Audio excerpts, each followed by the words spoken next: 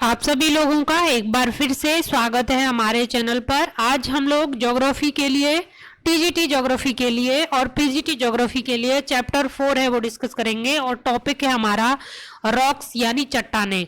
तो इस चैप्टर से कहाँ से सवाल आने की पूरी संभावना रहती है और कहाँ से सवाल अब तक पूछे गए हैं और कौन सा टॉपिक बहुत इंपॉर्टेंट है इसमें और सवाल कैसे बनते हैं, वो सारी चीज़ें इस चैप्टर में हम लोग डिस्कस करेंगे एमसीक्यू के फॉर्म में।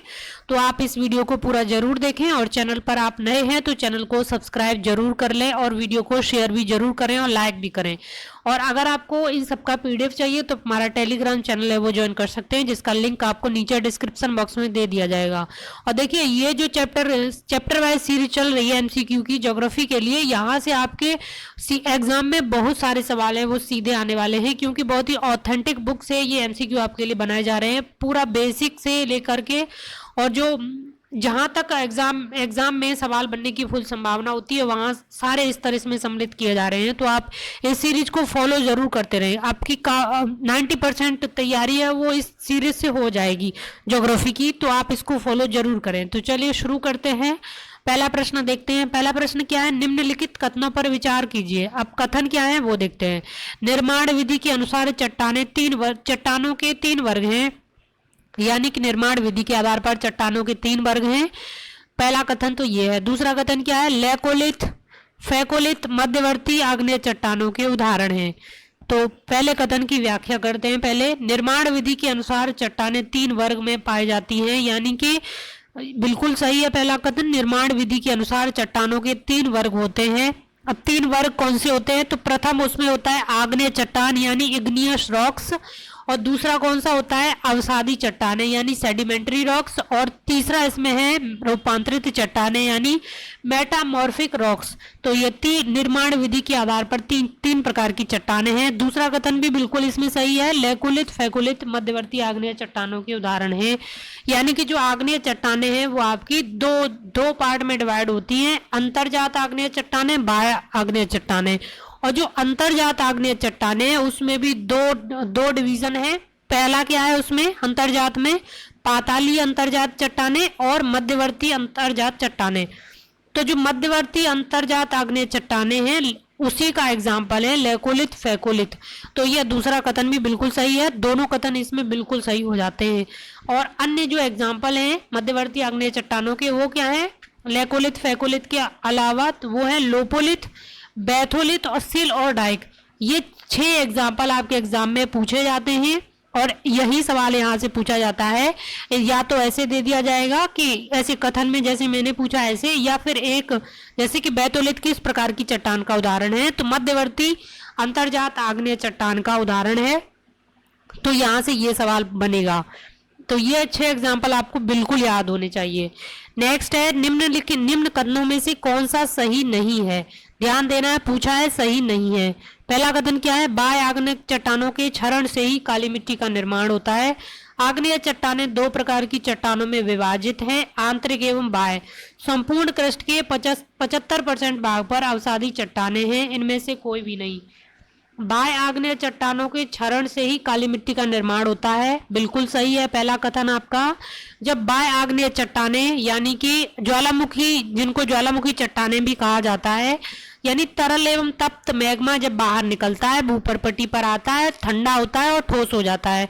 तो जब ठंडा ठोस होने के बाद में आग्नेय चट्टान का निर्माण होता है, फिर वो चट्टानें धीरे धीरे जैविक, रासायनिक और भौतिक अपक्षय के द्वारा टूटने लगती हैं और छोटे छोटे रवों का निर्माण होता है। तब जब इस बेसाल्टिक लावा से छोटे छोटे रवों का निर्माण होकर के मिट्टी का निर्माण होता है, उसे ही काली मिट्टी कहते हैं, जिसे रेगुर भी कहा जाता है। तो पहला कथन आपका ऐसे बिल्कुल सही होता है। दूसरा कथन क्या है? बाह्य आग्नेय चट्टानें 2 प्रकार की चट्टानों में विभाजित है, आंतरिक एवं बाह्य। तो ये बिल्कुल सही है, आग्नेय चट्टानें 2 प्रकार की हैं, जैसा कि पिछले प्रश्न में बताया। नेक्स्ट है, संपूर्ण क्रस्ट में 75% भाग पर अवसादी चट्टानें विस्तृत हैं। तो देखिए ये कथन भी बिल्कुल सही है। क्रस्ट पर जो विस्तार है अवसादी चट्टानों का वो 75% है। हालांकि क्रस्ट के निर्माण में इसका योगदान मात्र 5% है, लेकिन विस्तार इनका 75% है।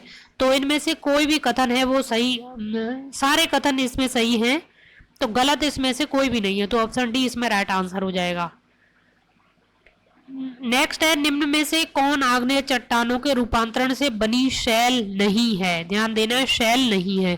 किससे? आग्नेय चट्टानों के रूपांतरण से। अब आपको आग्नेय चट्टाने हैं जो बुक में दी हुई हैं, 5-6 नाम हैं जो आपको रटे होने चाहिए। यहां से सवाल बनता है, देखिए याद रखना है।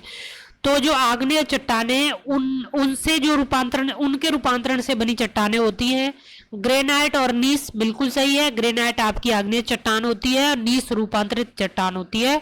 तो ग्रेनाइट से नीस बनता है। बेसाल्ट क्या होता है? बेसाल्ट आपकी आग्नेय चट्टान होती है। बाह्य आग्नेय चट्टान जैसा कि पीछे बताया, ज्वालामुखी चट्टान भी जिनको बोला जाता है।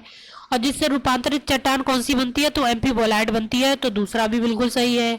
तीसरा क्या है? बेसाल्ट। Basalt cyst. तो देखिए बेसाल्ट से सिस्ट बनता है, ये बिल्कुल सही है। तीसरा भी बिल्कुल सही है। बेसाल्ट भी आपकी आग्नेय चट्टाने हैं, सिस्ट रूपांतरित चट्टाने हैं। सेल क्या है? शेल से बनता है स्लेट, ये बिल्कुल सही है। सेल से बनता तो स्लेट ही है, लेकिन प्रश्न में पूछा है आग्नेय चट्टान, जबकि शेल आपकी आग्नेय चट्टान नहीं होती है। सेल आपकी सेडिमेंट्री रॉक्स यानी अवसादी चट्टान होती है। इसलिए इसमें राइट आंसर आपका हो जाएगा ऑप्शन डी। यही इसमें सुमेलित नहीं है, बाकी तीनों सुमेलित हैं। तो शेल आपकी अवसादी चट्टाने हैं और इससे निर्माण होता है इसके रूपांतरण से स्लेट का। नेक्स्ट प्रश्न है, निम्नलिखित में से कौन सी चट्टानें रूपांतरित चट्टानों के रूपांतरण से बनी है? यानी कि जो मेटामॉर्फिक चट्टानों के ही रूपांतरण से नई चट्टान कौन सी बन रही है, वो यहाँ पे आपको सवाल में बताना है। तो देखिए स्लेट। स्लेट आपकी मेटामॉर्फिक रॉक्स है और इसके रूपांतरण से बनती है फाइलाइट। फाइलाइट से बनता है सिस्ट।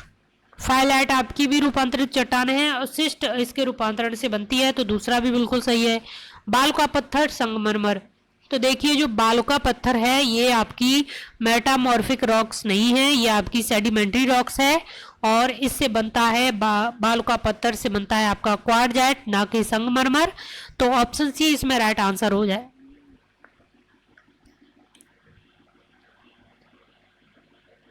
और थोड़ा चेक करते हैं इसमें क्या प्रॉब्लम है।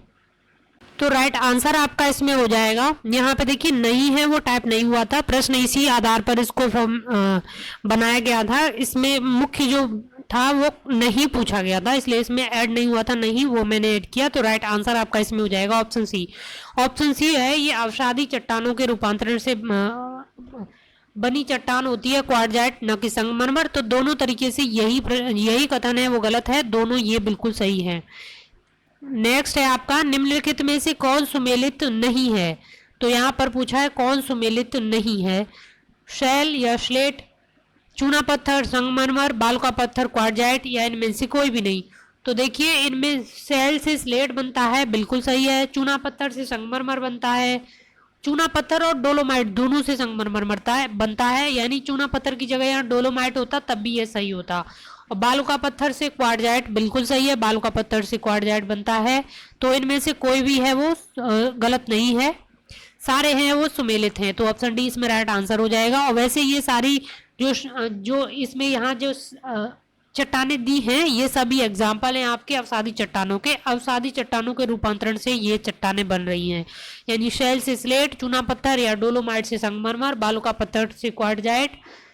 और इसमें एक और इम्पोर्टेंट है, कांग्लोमरेट और बड़े कणों वाली आग्नेय चट्टानों से भी नीस बनती है। तो ये एग्जाम्पल आपको याद कर लेने चाहिए बिल्कुल, और यहीं से सवाल आपके इस चैप्टर में से बनते हैं। और इसमें एक चीज़ और इम्पोर्टेंट है, जैसे कि एक तरफ आपकी मान लो यहाँ अवसादी चट्टानें दी हैं और यहाँ पे आपकी मैं अवसादी के लिए ए लगाती हूँ और आग्नेय के लिए आप ए जी कर लीजिए, ए जी, और रूपांतरित के लिए आर। तो अवसादी से रूपांतरित चट्टान बननी है तो उसमें कौन सी प्रक्रिया लग रही है? ताप और दबाव के द्वारा अवसादी चट्टानें रूपांतरित में बन रही हैं। और रूपांतरित से आग्नेय चट्टान बनने में क्या कौन सी प्रक्रिया लगेगी? तो संगलन लगेगा, तब आग्नेय चट्टानें बनेंगी। और आग्नेय चट्टानों से अवसादी चट्टानें बनानी है तो इसमें बनेगा अपक्षय और अप्रदन प्रक्रिया द्वारा। तो एक चक्र तो ये हो गया आपका। अब दूसरा चक्र शुरू करते हैं। अगर रूपांतरित चट्टानों को अवसादी चट्टान बनाना है तो अपक्षय अप्रदन लगेगा। आग्नेय चट्टानों को रूपांतरित चट्टान बनाना है तो पुनर्रवाकरण लगेगा। और अगर आग्नेय चट्टानों को अवसादी चट्टान बनाना है तो ताप और दबाव, तो ये 3-4 टर्म भी आपको इसमें पूरा ये जो चट्टान चक्र है यानी रॉक साइकिल है ये आपको समझ लेना है। और ये जो एग्जाम्पल हैं अवसादी, आग्नेय और रूपांतरित के, ये एग्जाम्पल आपको याद कर लेने हैं। बस यहीं से इस चैप्टर से सवाल बनते हैं, इसके अलावा इसमें से कोई दूसरा सवाल बनेगा ही नहीं, ये गारंटी है। तो आप नेक्स्ट चैप्टर के लिए भी आपको इसी वीडियो, यहीं पे आपको वीडियो मिल जाएगी, तो आप इसी चैनल पर बने रहें। चलिए नेक्स्ट वीडियो मिलते हैं, तब तक के लिए धन्यवाद।